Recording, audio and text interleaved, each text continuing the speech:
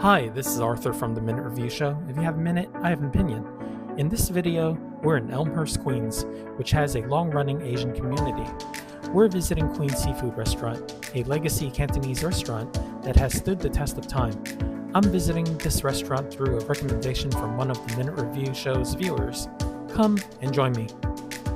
Okay, let's take a look at the Queen's Seafood Restaurant menu, and it's a Cantonese menu. It looks pretty big, so let's flip on to the first page. The first page we see some jellyfish. These are mainly specialties of the restaurant. I actually asked for the snails, but they didn't have it today. There's clams. Here's some salt and pepper, squid, shrimp, and scallops. Here's some mixed mushroom dishes. Next we have some more specialty dishes, including maybe an oyster omelet. That sounds pretty interesting. Salt and pepper fish, and also crispy intestine. That's very interesting. That sounds more like a Taiwanese dish. Now, let's move on to the next page. We have your casseroles, a nice small selection of it. You have some appetizers, many kinds of soup. I'm sure these are all family-sized portions. And then we have some duck, two types of duck, the regular roast duck and the Peking duck. Then we have the chef specials. These are all varied types of dishes, but from what I can see, most of these are mainly seafood dishes. We also have the casseroles. There appears to be 6 of them. Next we have a standard chicken section, a beef section. These are all stir fries or steamed dishes. Then we have some pork, and then we have a large seafood section, which is usually the case for a Cantonese restaurant. And finally, we have some more seafood. Wow, there's quite a few items over here. And okay, we're ready to order. Hi, this is Arthur from the Minute Review Show. Today, I'm visiting a restaurant called Queen's Seafood Restaurant. And the reason why I'm visiting this restaurant is because I have a viewer on my channel who had recommended this restaurant. It's in Elmhurst Queens. The viewer had said that this is a place that is an institution in the neighborhood that's been around forever, and I really wanted to try it because the Cantonese food here is supposed to be solid. So we're going to give this a try. Now, what's funny about this place is that you can find this restaurant under several names online. On Google, it's called High Pearl Restaurant. Other places, it's called Queen's Seafood Restaurant. Another place that I found on the internet said Queen's High Pearl Restaurant. And what's even more funny is that when you go outside, the sign appears to have been erased several times with all these different variations of the name. The bottom line is that I'm very happy to be able to find this restaurant. I thought it would be very easy to find, but actually going through all the research, I eventually did find the restaurant. It's not too difficult to get here. All you have to do is get on the subway, get out at the R train at Elmhurst Avenue, and it's right on the same block. Just take the 45th Street exit. I can't wait to try the items I ordered. Okay, I just finished ordering, and what I found that was unusual was that I wrote down a list of things I wanted to order from this restaurant before I came here, and 2 items that were on the menu weren't available. One was the braised carpfish casserole, and the other was the snails with black bean sauce. I was a bit disappointed. I really wanted to try something different and show you guys on the channel. So I replaced those items with another thing, and it might be a little more boring, I'm sorry, but please hang with me here, and I'll still tell you whether the food is good or not. You know, the items that I replaced them with seems a little more pedestrian, but it is what it is. In addition to the main menu, there's another chef special menu, and this one has some more interesting items. They're not necessarily more expensive, but they're pretty interesting. One is the oyster omelet, and the other one that's interesting is the sautéed conch and sautéed osmanthus with exo sauce. And if you flip this around, Here's some other items that are considered chef specials, like a clam casserole, lamb stew casserole, sauteed fatty beef, and check this out, sauteed Chinese cauliflower Chinese sausage, super southern Chinese. And here's another item, sauteed small crabs, Cantonese style. So we have a bunch of interesting items here. So if you want to order off menu on the special chef's menu, you can. Okay, the first item has arrived. It's the zajigai, which is the crispy fried chicken. Now, in this particular version, I got the one with the garlic. So there's going to be some garlic here. There doesn't appear to be too much. I don't see any on top. Yeah, here it goes. Just a couple of slivers of garlic. And this is a half order. And there's some soy sauce over here. So this portion looks pretty big. It's a pretty big chicken. So we're going to give this a try and see how things are. Okay, we're ready to try the first dish. And the first dish will be the fried chicken with the garlic. Now, I'm taking a leg piece. This is a piece of the drumstick that's been cut. And as you can see, it looks like it's kind of well done. So so it might be a good thing, might be a bad thing. We're going to try soon. Also, this skin is super thin, as you can see. So let's try this first. Nice crunch. I like that. Now I'm going to dip the chicken into some of the soy sauce.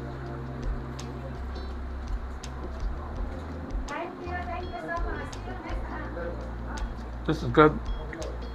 Now, the reason why it's good is because it's still kind of squeaky. I'm very into texture because in Chinese cooking, texture is super important. It's to me, this is maybe a little overdone, but it's still good. There's still some of that squeaky texture to it. I like that. You see? There's still a little pink, so that ensures the nice texture, and the flavor is seasoned very well. Well done. The next item we're trying is the breast meat. Now this breast meat is really big, you can see from there. And let's give this a try. Okay. The same comment that I made about the chicken leg is the same that I can make for this one. This particular one has pretty much a different texture. Here's another piece of the chicken breast. Now, the chicken breast is half the portion that I got, and okay, let's try it again. Okay, it's good. It's full flavor.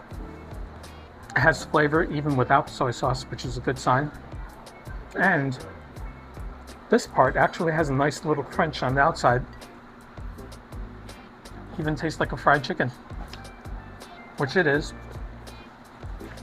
But I have to say, how I rate this type of dish is more about the texture. And this one, although a little overdone, it still retains the texture and the moisture, so it's okay in my book. Next item that came is the salt and pepper squid. Now this is very interesting.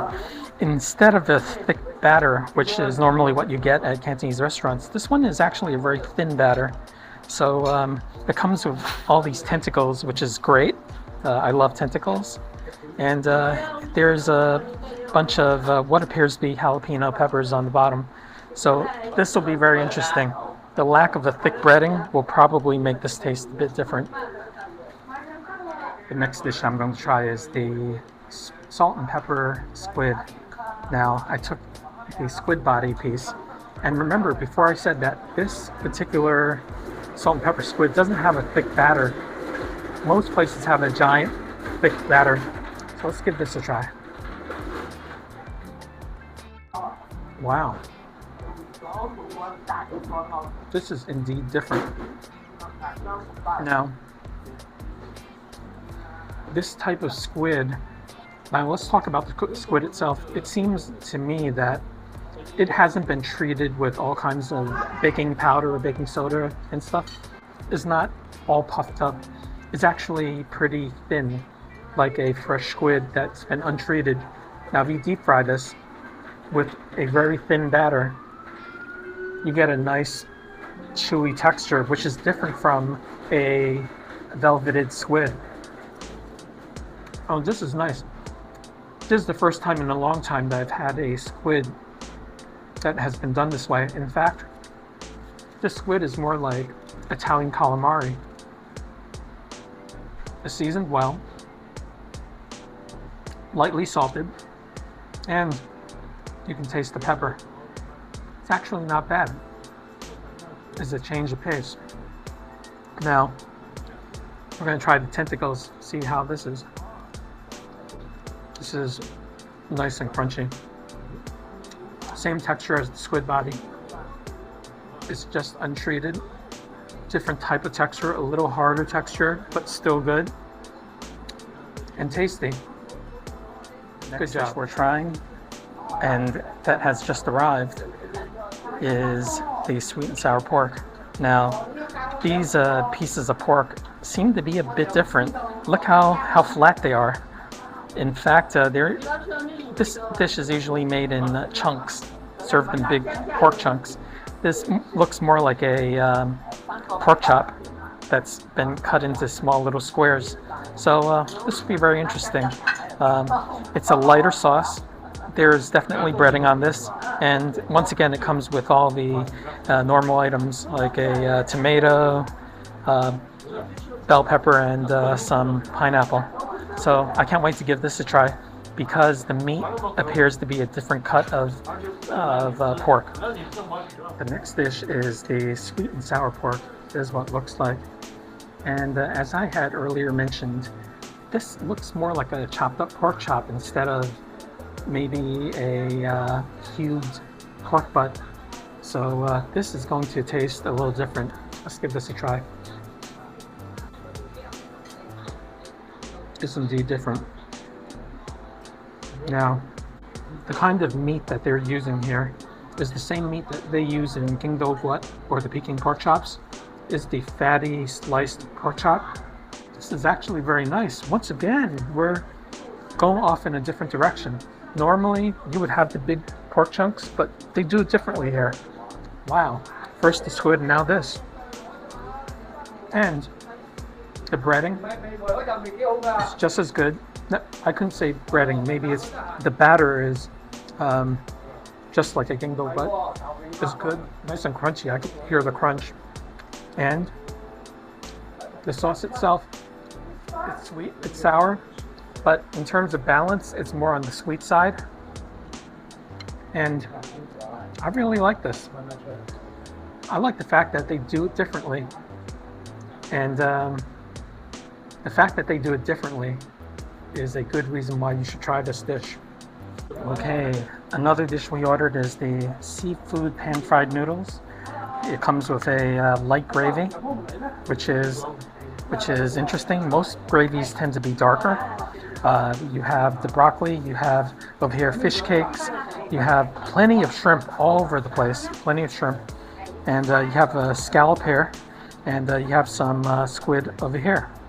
And this seems to be a pretty well-balanced dish. Plenty of sauce and some crunchy noodles right here.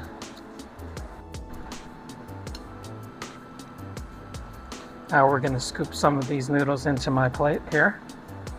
Some of the fish cake, some of this shrimp, some broccoli, and that luscious scallop. Okay, now I'm ready to eat some of that seafood pan-fried noodle. Now, I'm going to start off first with the noodle itself. Now, this noodle is drowned in gravy, but it's a lighter gravy, which is a bit different from other restaurants. I think there's a theme running here. They seem to be doing things different from other Cantonese restaurants. So let's give this a try. Wow.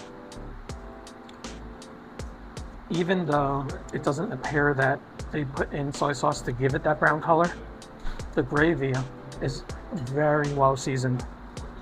It has almost that chicken flavor, that nice savory chicken flavor, and it's all over the gravy and it permeates the noodles.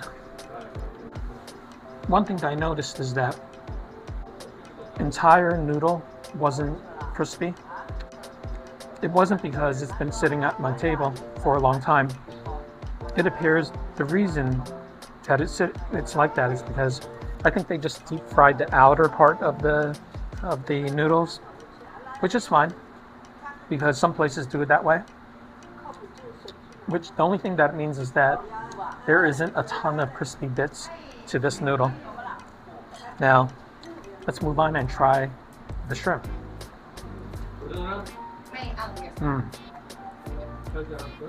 Fresh shrimp, nice and crunchy. Now, these shrimps aren't the largest ones. They're the medium-sized ones, I think the 31s. But they're nice and crunchy, which means a fresh shrimp. Now, let's move on to the scallops.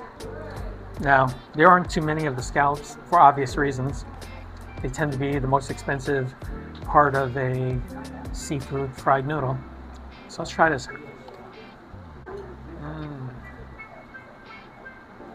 That's bursting with scallop flavor. A fresh scallop has to be firm, and this is nice and firm. Firm, but when you bite into it, you get this giant briny seafood flavor. This is delicious. Good on the scallop. Next, let's try the fish cake. Now the fish cake looks like a deep fried fish cake because of the brown edges. Let's try this. Okay. Now, the fish cake could be a little better. It's not as firm as I normally like it, and it's not as squeaky as I normally like it. It's more pasty than anything else, but it still has that fish cake flavor, so it's totally acceptable. And finally, we have this broccoli. Let's try this. The broccoli is drenched in the gravy, and as I said before, the gravy is delicious, so that brings out the flavor of the broccoli. It gives it a nice flavor. The sauce really gives this whole dish a nice flavor. In fact, I would say the number one component, the number one best thing about this dish is that gravy. It flavors everything, and it just gives it a very pleasant, neutral flavor, but it has plenty of flavor. Even though it's neutral, it has plenty of flavor. Very nice. I wanted to add something to this review. I just wanted to talk a little bit about Elmhurst. I normally don't come to Elmhurst all that much. It's a place that is a little out of the way for me from where I live. What I can say about Elmhurst is that it appears to be there appears to be a very large Asian community, and I think it's been here for quite a while, judging from the amounts of Chinese restaurants I see around here. And the restaurants tend to be very diverse. There's a little Thai area, and there's like Taiwanese restaurants, Cantonese restaurants, and all kinds of dessert restaurants. Yeah, it's a good place to come if you want to have your Asian food. I'm going to be visiting some more places in the coming months and get more of a taste of this particular neighborhood. Okay, the meal is now over. Now, the one major theme that runs through all these dishes is that they do it differently here. In fact, 3 out of the 4 dishes were done differently from most of the Cantonese restaurants that I've been to.